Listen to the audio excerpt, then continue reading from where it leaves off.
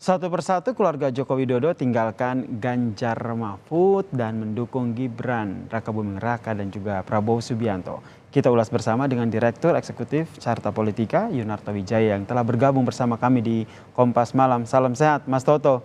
Salam sehat Bung Ini Yasir. pasca Gibran jadi cawapres, semua keluarga Jokowi nih dukung Gibran dan tinggalkan Ganjar dan juga Mahfud. Apakah ini sudah diprediksi akan terjadi oleh Anda, Mas Toto? Iya, pada akhirnya kan kita bisa melihat ya sebuah kesimpulan bahwa ketika dulu publik bertanya-tanya apakah Pak Jokowi akan memilih Ganjar atau Prabowo, ternyata jawabannya ini bukan tentang Ganjar atau Prabowo. Ini tentang Pak Jokowi sedang mencari formula untuk melanggengkan kekuasaannya sendiri.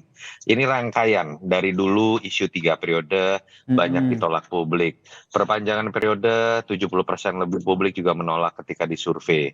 Lalu kemudian muncullah sebuah formula yang bisa menempatkan Mas Gibran sebagai cawapres dan Pak Prabowo yang kemudian menyediakan formula itu, ya itulah yang kemudian terjadi. Jadi ini bukan Pak Jokowi dan keluarga yang sedang berbondong-bondong memilih Prabowo, tapi Jokowi dan keluarganya sedang menjalankan apa yang memang sudah direncanakan, katakan seperti itu, untuk menempatkan keluarganya menjadi bagian dari kekuasaan mendatang. Jadi ini tentang bagaimana mereka memilih Gibran, bukan memilih Prabowo.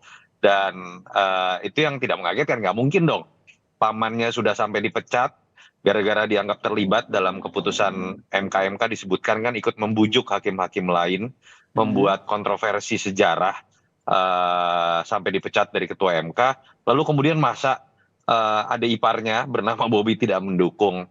Masa Kaisang yang sudah dibela-belain 2 hari punya KTA langsung jadi ketua umum tidak membela kakaknya sendiri. Jadi balik lagi ya ini tentang memang Jokowi dan keluarganya saja, bukan Tadi tentang menarik pilihan apa yang disampaikan Mas Toto, ini sudah direncanakan begitu. Apakah ini juga berarti bahwa merencanakan Gibran Rakabuming Raka yang nantinya akan maju menjadi cawapres dan akhirnya meninggalkan PDIP, termasuk nantinya Joko Widodo? Iya, kalau sudah kita lihat dari sebuah rangkaian dalam 2 tahun, setahun terakhir paling tidak ya, kan ada substansi yang sama terkait dengan 3 periode, perpanjangan periode atau pelanggengan politik dinasti, itu kan satu substansi yang sama. Kalau tidak direncanakan tidak mungkin ada keputusan MK yang kontroversial yang akhirnya dianggap melibatkan dari Pak Anwar Usman sampai kemudian akhirnya dipecat karena terbukti melanggar etika. Dan tidak mungkin juga kalau tidak direncanakan lalu tiba-tiba ada proses Mas Kaisang tiba-tiba bisa menjadi ketua umum gitu. Jadi ini sebuah rangkaian yang menurut saya sudah direncanakan dan secara otomatis ya mereka akan keluar dengan sendiri dari PDI Perjuangan.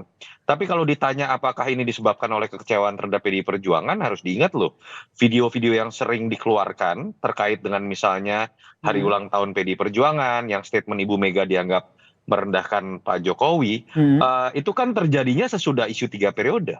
Oke. Itu kan terjadinya sesudah isu perpanjangan periode. Jadi kalau mau dispekulasikan, perencanaan pelanggengan kekuasaan ini sudah terjadi sebelum momen-momen yang dianggap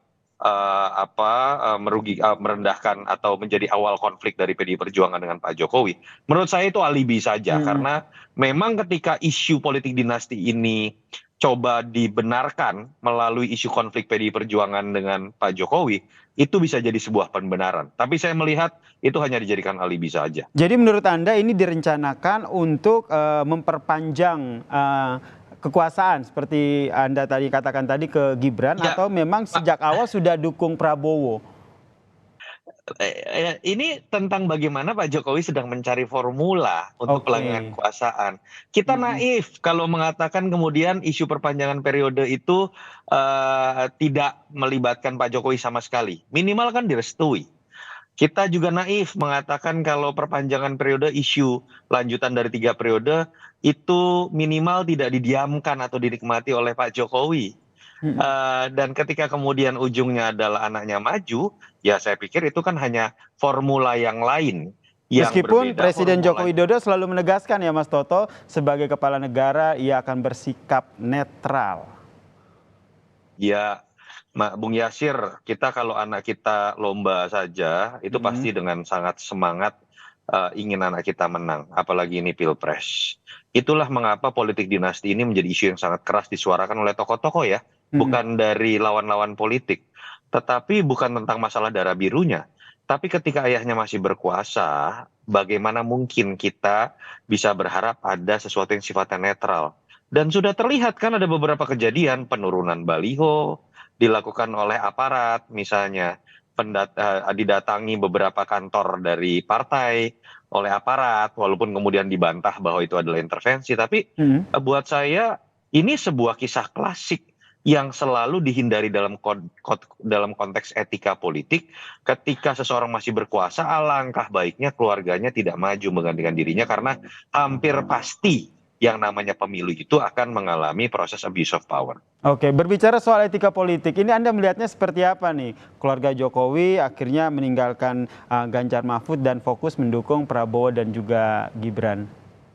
Kalau mendukung Pak Prabowo, normal, biasa saja. Saya selalu mengatakan ini bukan tentang Pak Jokowi meninggalkan PD Perjuangan, itu hak Pak Jokowi. Pak Tapi, Jokowi juga sebagai seorang presiden berhak menilai siapa yang dianggap pantas. Tapi ternyata kita lihat kan ini bukan tentang memilih Prabowo. Ini hanya sekedar kemudian apa ya istilahnya, menempatkan Pak Prabowo berdampingan dengan anaknya. Yang dipilih menurut saya adalah anaknya, bukan Pak Prabowo. jadi Pada menurut titik Anda itu menggandeng Prabowo ini adalah bagian dari rencana untuk melenggangkan kekuasaan? kan tidak mungkin Mas Anies menggandeng Mas Gibran. Kan tidak mungkin Mas Ganjar menggandeng Mas Gibran karena sama-sama PD Perjuangan. Mhm. Dan terbukti ketika Pak Prabowo memang katanya sempat menawarkan berkali-kali Mas Gibran menjadi cawapres, itu gayung bersambut kan. Ketika formula perpanjangan periode gagal, 3 periode gagal, ternyata ada calon presiden yang mau menggandeng anaknya untuk kemudian menjadi cawapres. Itulah mengapa kemudian Mas Gibran dimajukan. Problemnya ada hambatan aturan, tapi ternyata itu ditabrak juga. Yang terbukti lewat keputusan MK kemarin ada nuansa intervensi dari pihak luar, walaupun tidak disebutkan dari siapa. Tapi kalau ditanya berspekulasi siapa sih yang bisa mengintervensi, kan sulit untuk kita kemudian tidak mengkaitkan dengan konflik of interest dari kepentingan politik keluarga ini. Oke, baik. Nanti kita nantikan. Nah, sebenarnya yang jadi pertanyaan saya adalah seberapa besar sih konflik yang terjadi ataupun dinamika yang terjadi ini berpengaruh kepada elektoral. Mungkin nanti kita akan bahas di program Kompas Malam selanjutnya ya. Terima kasih Terima Direktur kasih. Eksekutif Carta Iya, Politika Yunarto Wijaya telah sama-sama. bergabung bersama kami di Kompas Malam. Salam sehat Mas Toto.